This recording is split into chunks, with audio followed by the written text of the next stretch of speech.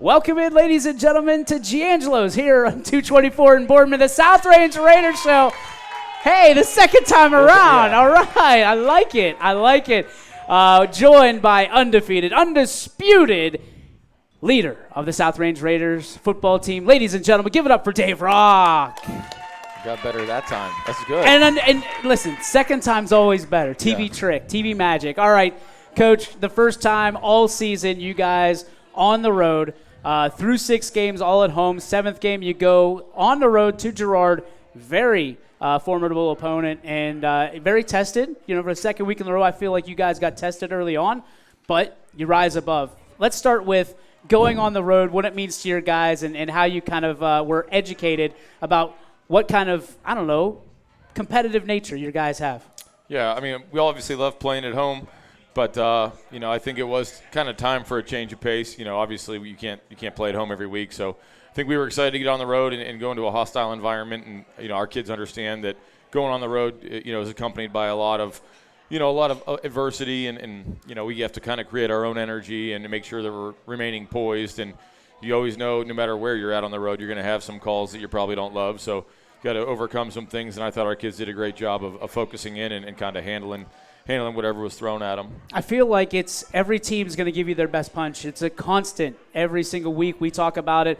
But now it's a heavier punch, a heavier dose. It's one of those things like, what do we have in our tank? What can we withstand with those haymakers that they throw early? The edge has been kind of an issue for us. When you look at the tape, you sit there and you go, okay, teams are throwing, they're working that edge, that quick pass. What have you seen that is not concerning, but things we have to work on in practice day in and day out to get better? I think everything. There's a lot of things that I think we continue to focus on and try to find ways to improve upon. I think sometimes it's easy to fall into traps of thinking, we have a schematic issue or a certain issue at a different position, but any play offensively or defensively requires 11 guys, to make the play successful or to defend a play successfully.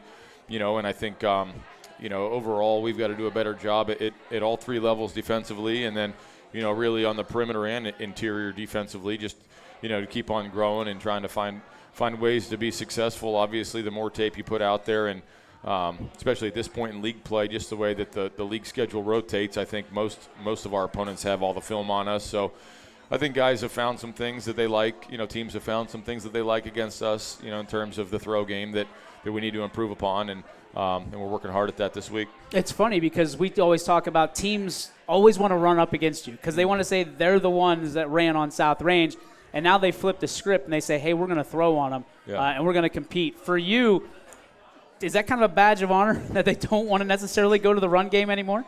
I think, I don't know about a badge of honor. I just think that, we try really hard, year-round to come up with ways as a staff, whether it be schematically or in terms of personnel, that we can continue to defend the run at a high level. I think that's important in any level of football, but especially in Northeast Ohio, high school football, I think you have to be able to stop the run. You have to be able to run the ball.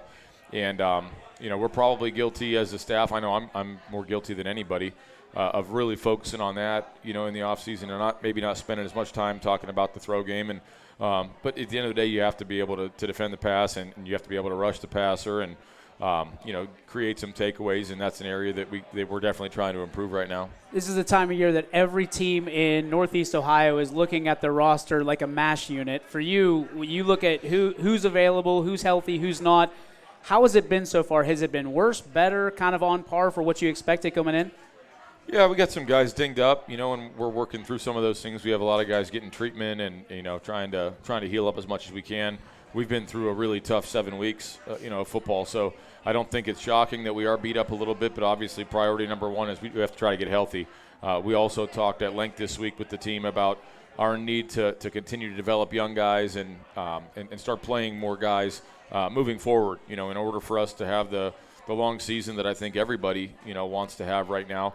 You need to start bringing some guys along and developing some guys. A sophomore is starting to turn into a junior. It's week 8, and those guys are going to have to step up and make some plays, and freshmen are going to have to jump in there and make some plays. And, I think as a staff we're making it a priority, and our young guys are working really hard to try to get themselves as ready as they can, to go in and eat a handful of reps or a dozen reps and make an impact as much as they can. Is that a challenge? I mean, when you look at it, freshmen have to grow up very quickly, but we've been very fortunate to have almost 2 seasons a year when you look at it on average.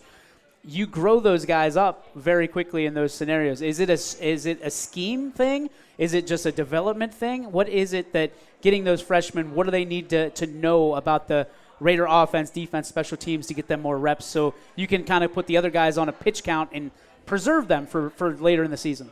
I think some of it is X's and O's. I think a lot of it, though, is just developing confidence. There's no substitute for experience and for getting reps, and we hold a lot of those guys in a really high regard. I think one of the challenges when you're a young guy, whether you're a freshman or sophomore, is maybe seeing yourself in the same light that the coaches see you. And we believe in those guys, and I think confidence is a big thing, and they have to just continue to find success so that they can continue to develop confidence and go in and play fast and loose, because obviously, I'm sure there's a lot of nerves jumping from an 8th grade game going to play on a Friday night. You're a younger coach. You think about kind of your experience going up. Do you remember kind of your first snaps at the varsity level? What was it like for you? And did you have that slow heartbeat, or was it just everything was a million miles an hour? I remember it really well. I was playing some special teams as a freshman, was a nervous wreck. And then week 1 my sophomore year, I was getting my first start. It was actually down in East Palestine. Oh, and great. I had the worst bubble guts you could imagine for the entire week. Then we got down there, and I had a terrible stomach ache, and we got a lightning delay. Came in for 2 hours, and I was still sick. We went back out to play again, got another lightning delay, and had to come back the next day. And I felt like it was the longest 24 hours of my life. So those guys, our young guys that are jumped in there and playing, are definitely handling the nerves a lot better than I did at that age, that's for sure. They talk about the slow heartbeat. Is that just something that comes with reps that you can kind of – I mean – from a baseball perspective, the more reps you get, the more experience you get, the things slow down a little bit. Yeah. When did things slow down for you, and what is your expectation on your players as to – is it a different scenario with every player? I don't know if they have slowed down. I'm still as nervous, in week 7 of year whatever this is as I was, my first game as a player. I still get nervous. I think rather than losing the nerves, I think that can be a good thing. I think just learning how to handle them and how to make them maybe more productive and not allowing them to take control of your emotions or your level of focus. I think you can still be nervous and still execute at a high level, still remain patient, and let the game come to you a little bit. Bo Ryan Stadium is not or has not been friendly to South Range over the years. It's the house of horrors, so to speak, for the Raiders. When you think about Bo Ryan Stadium and this Niles team that we're lining up against on Friday, what comes to mind? How do the Raiders need to execute to get another victory on Friday? I think for us, we have to continue to just expand on some of the stuff we're doing on offense and defense that we're doing well.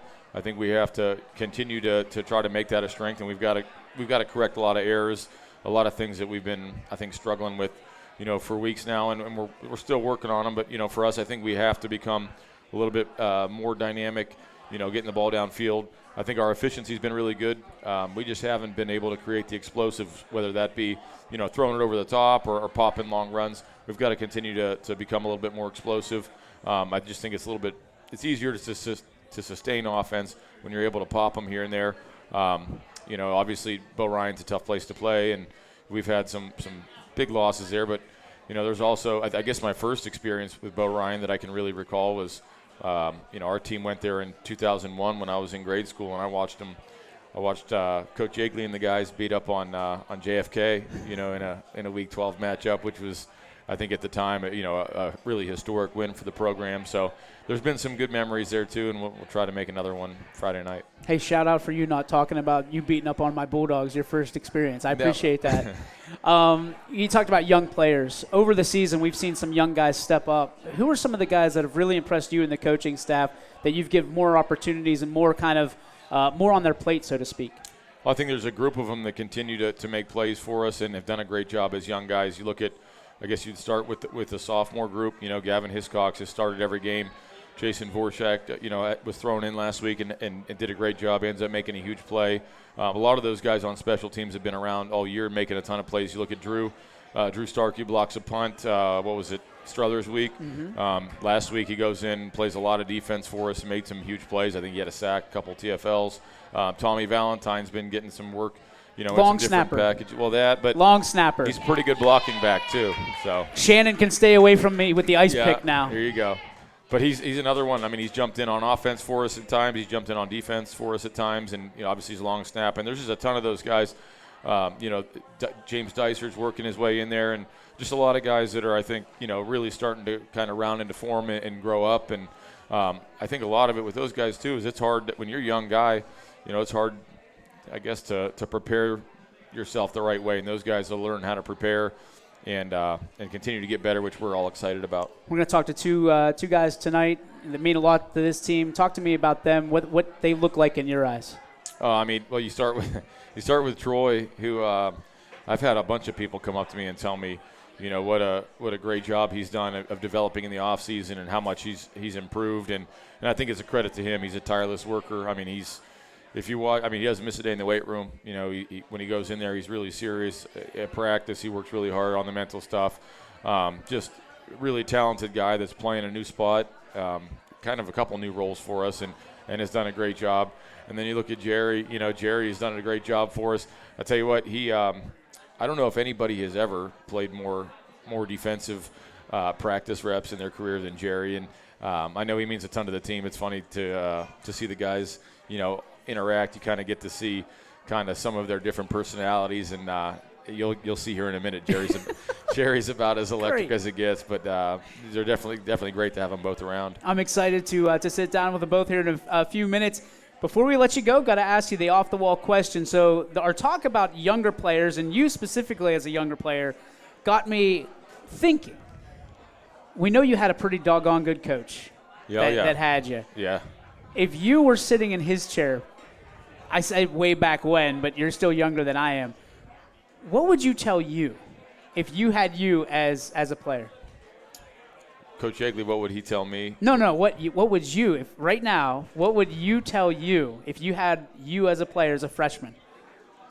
Get in the weight room. Get in the weight room, and I think I was always really interested in the things that came easy to me, and some of the things that I think came easy to me were the scheme side of the game, or the cerebral part of it, just because I'd seen so much football, and the things that didn't come easy to me, I felt like I was guilty of shying away from, whether that would be in the weight room or just different parts of the game. And I wish I would have made myself more uncomfortable and really worked on my weaknesses as opposed to just leaning on my strengths all the time. I think I would have been better for it, and more importantly, I think I would have been a better teammate had I focused on those things. When did that click for you?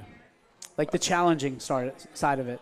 I think like when I got to college and realized that everybody here can play and that they've all been lifting and I haven't, that I think was important to me. But I think I found out, before that, as I got a little bit older in high school, guys started catching up that were in the weight room all the time, and I wasn't. And, I wasn't necessarily focused on some of the things that I should have been, when I was training my body. You were that good, all natural.